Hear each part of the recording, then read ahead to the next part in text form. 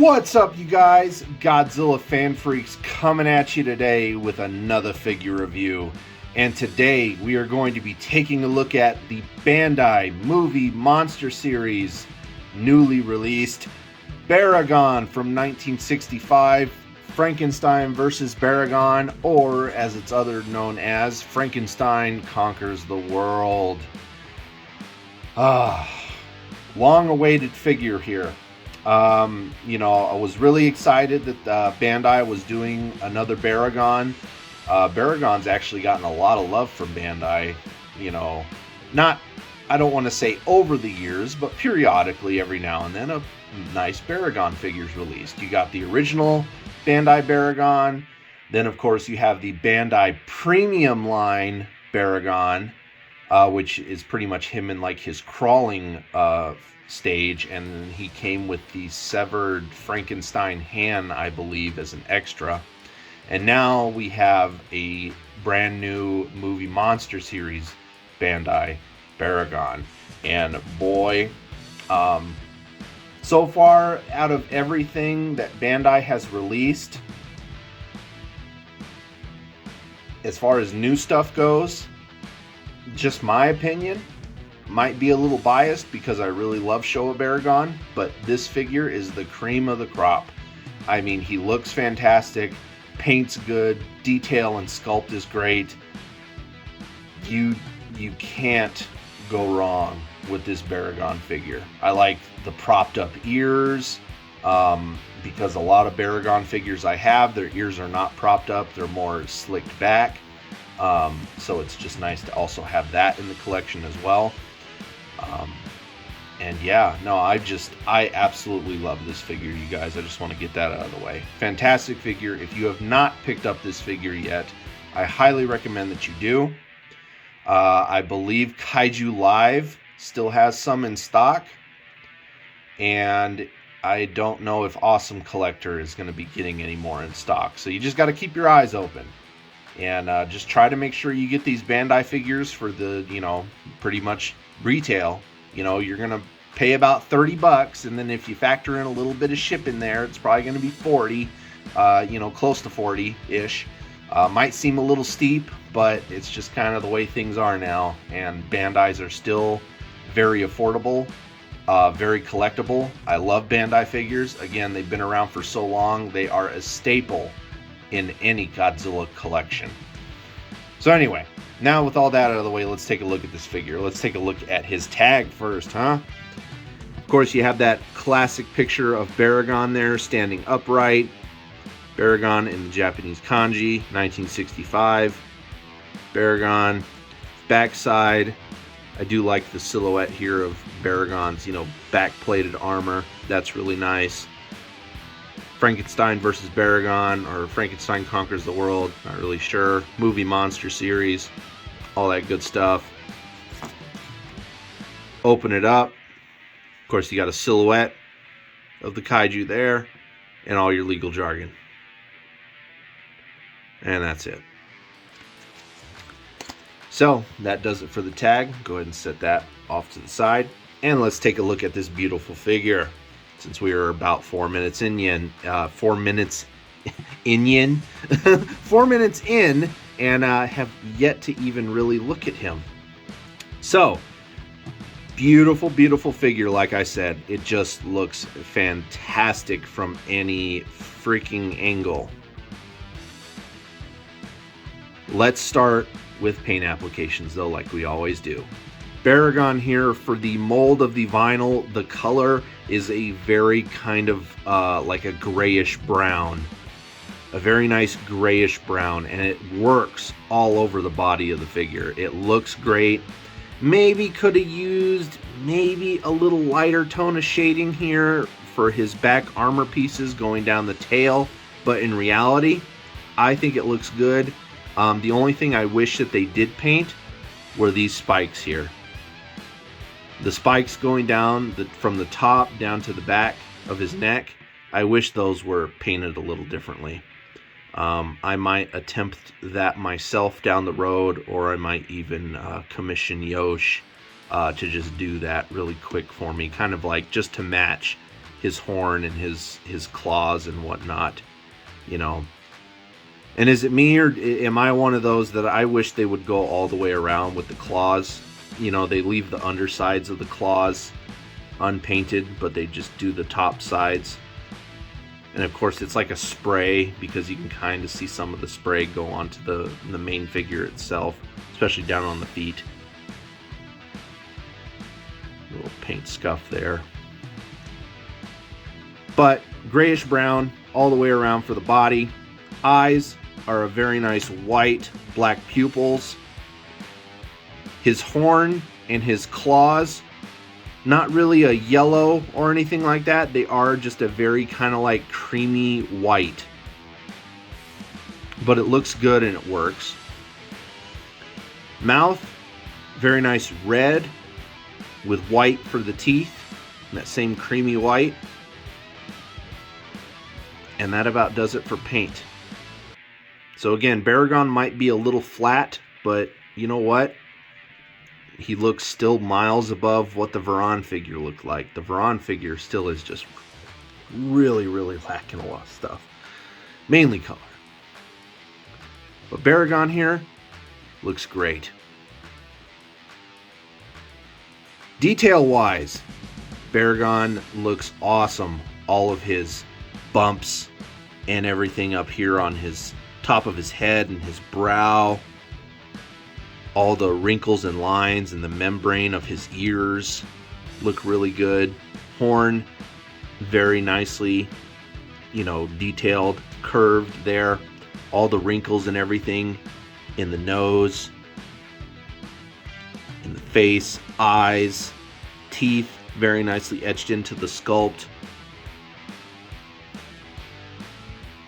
All his warts and bumps down here on the neck. And you even got some of that pitting detail, which I think is the suit detail where Nakajima would see out of the suit.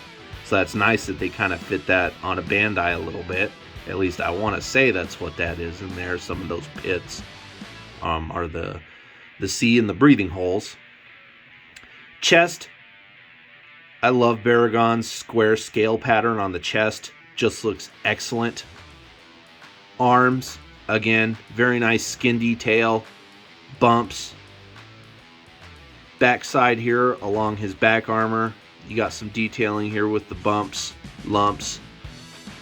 Very bumpy, lumpy feet, legs, claws. Again, have that square pattern, square scale pattern that continues all the way down. Looks fantastic. Looks excellent. Again, armor plate detail, spikes come down from the top of his head. All just look beautiful. Very nice side curve here in the tail. Very nice, you know, that just adds to the look of the figure in my opinion. Just a nice little curve there at the end, just looks great. Overall, very solid figure as far as paint and detail goes. Looks fantastic. Articulation on this guy, you would think that his head would move, and it might. There is a glue seal there though. There is a glue seal at that seam. I have never been one to break glue seals. I do know that you can break glue seals, especially if you heat this up with a hairdryer. And then you just slowly work on like twisting it loose.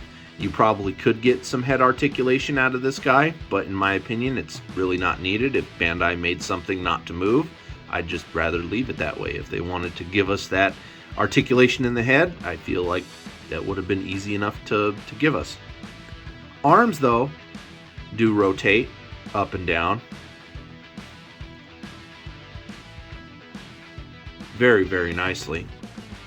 Legs can kick forward ever so far, can kick backward. You can get them to go all the way around, that's not a problem. But for just your basic motion, they kick back, they kick forward, and that's about it. Tail is on a joint though, and you can rotate that all the way around. So like I said, I think the head will probably move if you break the glue seal. I've never been one to break glue seals, so yeah, that just about does it though for articulation. Again, it's a Bandai figure. Not going to get anything crazy out of it. As far as scaling and comparison goes, of course, I have my handy-dandy, trusty Godzilla 1968 right here. Baragon will scale in well with anything within the 6-inch line. You know, he's kind of at a little bit of a hunch, so Godzilla does seem to stand a little bit taller, but then Baragon's ears make up for that. And they look great. You know, he'll scale in well with anything in the 6-inch. You're not going to have a problem there. Looks great. Overall, fantastic. And then, since they're both relatively new figures and whatnot, you can't compare one Baragon without bringing in the other. So here is Bandai Movie Monster Series versus Playmates. Both have pros and cons.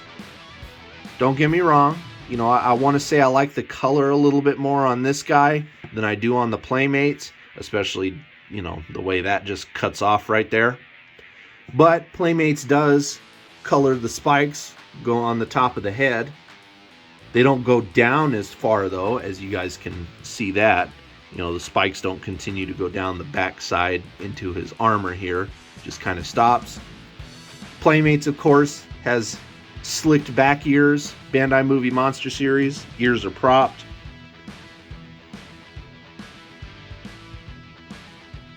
More darker mud brown versus a lighter grayish brown.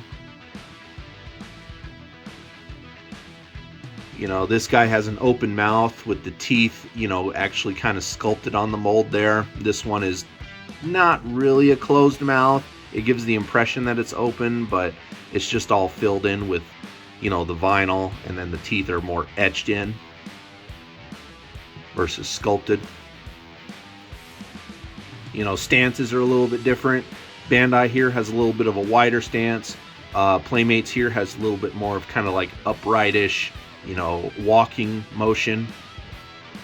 You know, this Baragon has his feet planted and he's ready to go up against Frankenstein. This Baragon's just kind of taking a stroll on Monster Island or through a city. But still, both have their pros and cons. You know, I definitely want to say, you know, this is definitely your Frankenstein versus Baragon from 1965. This more gives me the vibes of Destroy All Monsters from 1968 Baragon. So you do have that to look at there if you have these two. In my opinion, they are both worth picking up. You can never have enough Baragon. So there's that comparison. And they scale in well. They're both about the same size. So, without further ado, you guys, that was my review on the Bandai Movie Monster Series Baragon from 1965's Frankenstein vs. Baragon, or Frankenstein Conquers the World. Hope you guys enjoyed. We are Godzilla Fan Freaks. Like always, please comment, like, and subscribe. Don't forget to atomic blast that notification bell while you're at it. Don't forget to like and follow Godzilla Fan Freaks over on Facebook. And don't forget to follow Godzilla Fan Freaks over on Instagram as well. That way you stay up to date with everything going on. Kaiju Chill O'Clock shows, Tucson Kaiju Festival stuff. All that stuff is just so much fun to work on and do, and I just enjoy doing it. So again, you guys, we are Godzilla Fan Freaks. Hope you enjoyed, and we'll see you in the next video. Thank you for watching.